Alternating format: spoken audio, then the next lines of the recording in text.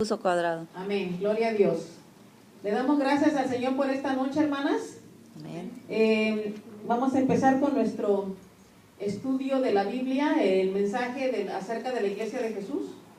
Y este día tiene por título Un pueblo especial. Así que vamos a orar, ¿verdad? Para que entremos en la presencia del Señor y vamos a obtener la ayuda, ¿verdad?, del Espíritu de Dios, que nos ayude a comprender el mensaje del estudio de hoy y de la palabra del Señor. Padre Santo, te bendecimos, te glorificamos, Padre eterno, te damos todo el poder, la gloria y la alabanza, Padre, porque eres digno de ser alabado, mi Dios Santo. Te damos gracias por tu palabra, Padre. Te damos gracias por tu presencia en este lugar, mi Dios Santo. Te damos gracias, Padre, porque de un pueblo olvidado y rechazado, Señor, tú has hecho algo nuevo de nosotros, Padre. En el nombre de Jesús te damos gracias, Señor, por la renovación, Señor, de nuestras mentes, de nuestro espíritu, Padre, por la sabiduría que hemos obtenido de parte tuya, Padre Santo. Ayúdanos a comprender esto, Padre mío, y ayúdanos a ordenar nuestros caminos según tu palabra, Padre. Pero por sobre todas las cosas, mi Dios Santo, ayúdanos a comprender el plan perfecto que tú tienes para tu iglesia, tu pueblo escogido. En el nombre de Jesús te damos gracias. Amén. Tomen asiento, hermanas. Le voy a pedir que abran sus Biblias en el libro de los Hechos para empezar. El libro de los Hechos, capítulo 1, versículo 3. Y la palabra del Señor dice de esta manera: a quienes también, después de haber padecido, se presentó vivo con muchas pruebas indubitables, apareciéndoseles durante 40 días y hablándoles acerca del reino de Dios. Veamos, este tema de hoy tiene que ver con el pueblo escogido de Dios, un pueblo especial, un pueblo a quien Dios ha rescatado de las tinieblas o del pecado o de la maldad, para hacer de este pueblo un pueblo que le sirva y un pueblo que le dé todo el poder y toda la gloria. Por esa razón le puse al tema de hoy un pueblo especial, porque nosotros, los que hemos venido al conocimiento de las Escrituras y al conocimiento de este Dios grande y poderoso en quien nosotros creemos y a quien servimos, es necesario que conozcamos el plan que Dios tiene para nosotros, pero más que nada comprender por qué somos un pueblo especial y qué es lo que Jesucristo hizo por nosotros para que nosotros pudiéramos obtener esa posición espiritual en el reino de Dios. Vean ustedes que dice la Biblia, y todos estos versículos bíblicos que vamos a estar citando tienen que ver con el primer párrafo de mi estudio, y vamos a leerlo, ¿sí? El fundador de la iglesia del Nuevo Testamento es Jesucristo. No hay otro fundador.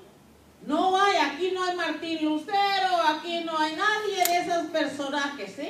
Aquí el fundador de su iglesia es el mismo Jesucristo. Hoy en día parece que el panorama está pintado diferente.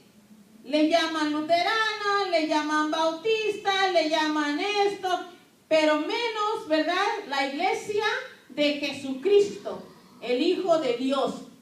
Esta iglesia es una iglesia espiritualmente transformada y forma el cuerpo de los creyentes. Esta iglesia nació en la ciudad de Jerusalén en el día festivo bíblico de Pentecostés, exactamente 50 días después de la resurrección de los muertos. Y esa es mi introducción, ¿verdad? Que Jesucristo es el único Señor y fundador de su iglesia. ¿Por qué? Porque a esta iglesia Él la escogió y la transformó espiritualmente y la hizo un cuerpo de creyentes espirituales, obedientes. Se preocupan por la santidad, se preocupan por agradar a Dios, se preocupan por obedecer a Dios. Esto quiere decir que estas personas son espirituales. El hombre carnal no le importa como siempre. Pero la iglesia del Señor, aquellos a quien Dios ha escogido, ¿verdad? Para venir a ser su pueblo especial, su iglesia, porque su iglesia es un pueblo especial. Esta iglesia va siendo transformada espiritualmente, obteniendo la sabiduría con la ayuda del Espíritu Santo y la palabra de Dios.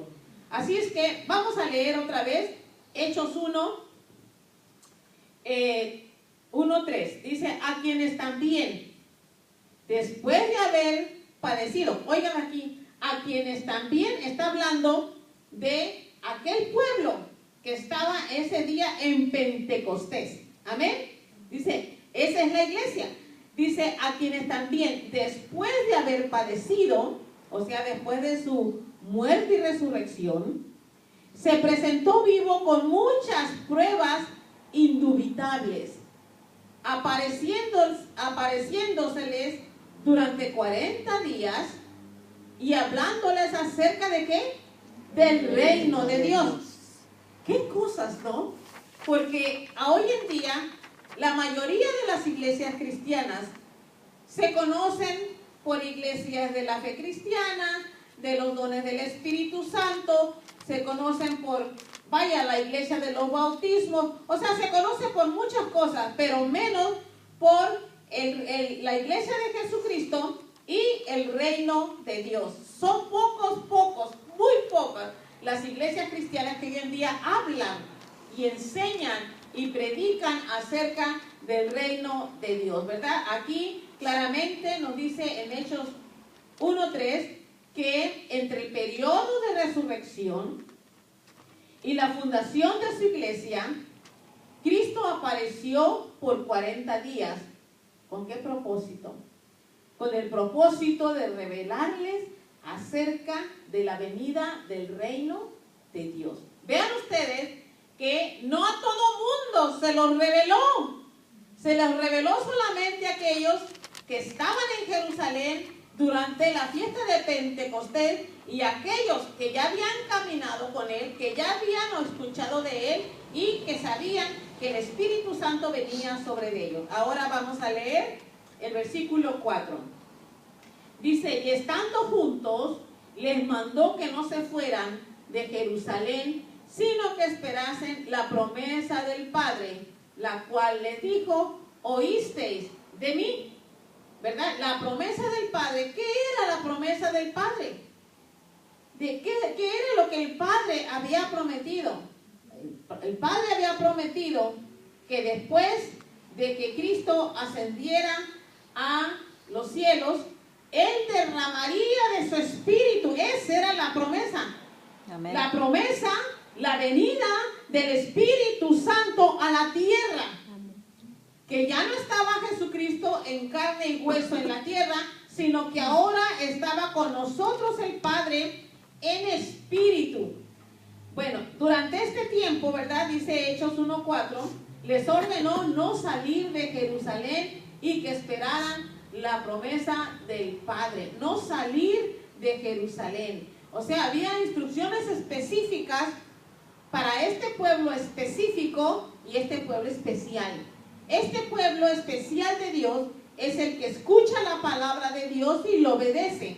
En eso se conocen los verdaderos hijos de Dios y en eso se conocen los verdaderos fieles al Señor como un pueblo especial escogido por Dios y para Dios.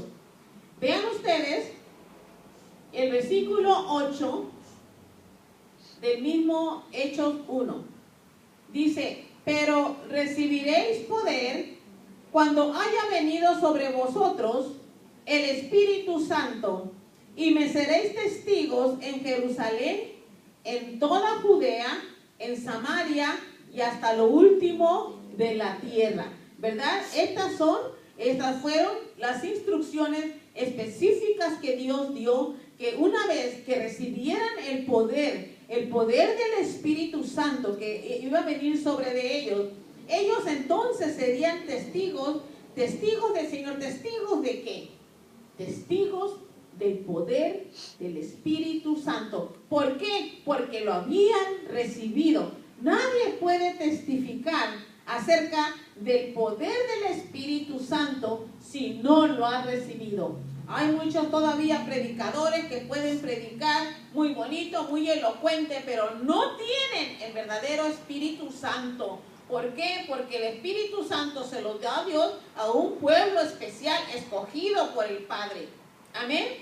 Amén. Y dice, y me seréis testigos en Jerusalén. Tú, en otras palabras, una vez que recibas el Espíritu Santo, vas a ir aquí, vas a ir allá y más allá, y vas a testificar, pero no vas a testificar acerca de ti, como se usa hoy en las iglesias cristianas. Todo el mundo predica, agarra un versículo bíblico de la Biblia, y es todo lo que predican. Lo hablan, lo leen, pero hablan de su propio testimonio, hablan de testimonio de fulanita, hablan hasta de Michael Jackson.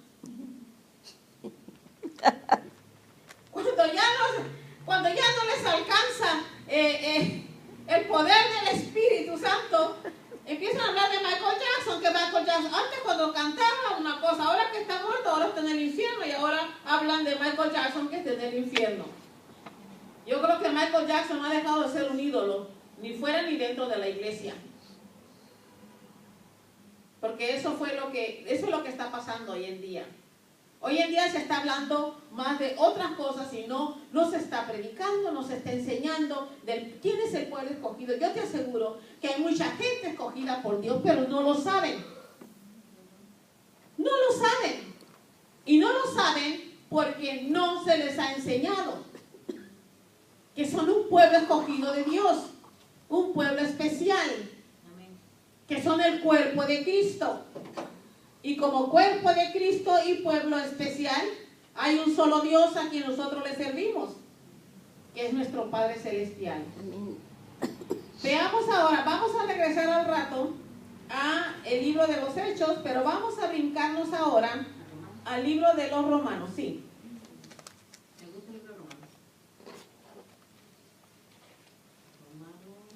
Romanos 8, versículos 9 y 10, de 9 al 10, ¿verdad? Esto fue lo por qué, aquí está explicando Pablo, por qué era necesario recibir el Espíritu Santo. Vamos a ver qué dice y luego lo explico, ¿sí? Romanos 8, versículos 9 y 10 dice, mas vosotros no vivís según la carne. Le está hablando al pueblo especial, al pueblo escogido. El pueblo escogido de Dios no vive según la carne, sino según, dice, el Espíritu. ¿Por qué? Porque el Espíritu se nos ha dado para caminar en el Espíritu. Amén. Y para pensar siempre en las cosas espirituales, que son las riquezas de nuestra herencia, las cosas espirituales. Dice, si es, porque no todos, aquí este sí es como un poco dudoso, ¿no? Dice, si es que el Espíritu de Dios mora en vosotros. En otras palabras, si el Espíritu de Dios mora en vosotros, entonces tú tienes que vivir según las cosas del Espíritu y rechazar las cosas de la carne. Amén. Vean ustedes la formación que nosotros hemos adquirido, o sea, la transformación. Porque ya hemos sido formados de una manera naturalmente o carnalmente.